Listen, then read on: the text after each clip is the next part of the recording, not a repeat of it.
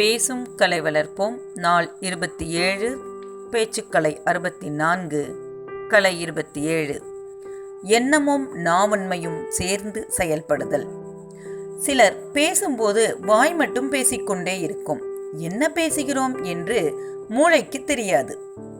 எண்ணமும் நாக்கும் சேர்ந்து செயல்பட்டால்தான் பேச்சு சிறப்பாக இருக்கும். என்ன பேசுகிறோம் என்று உணர்ந்து நாக்கு செயல்பட வேண்டும். இது ஒருங்கிணைக்கப்படாததால் தான் என்ன பேசினோம் என்றே தெரியாமல் பேசிவிடுகிறார்கள்.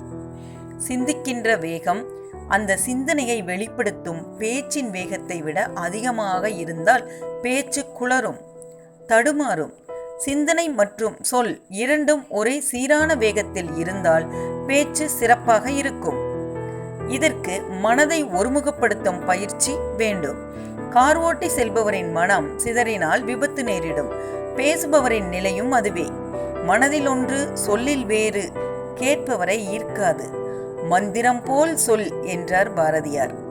அதுபோல் நம் என்ன சொல்ல வருகிறோம் என்பதனை மனதிற்குள்ளிருந்து, சிந்தனையிலிருந்து சொற்கள் வர வேண்டும்.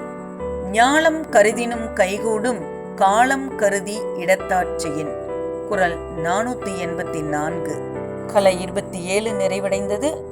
நாளை கலை 28 மீண்டும் சந்திப்போம். நன்றி, வணக்கம். இந்த வீடியோ பற்றிய கருத்துக்களை கமெண்ட் பண்ணுங்க. சேனலை மறக்காம சப்ஸ்கிரைப் பண்ணுங்க.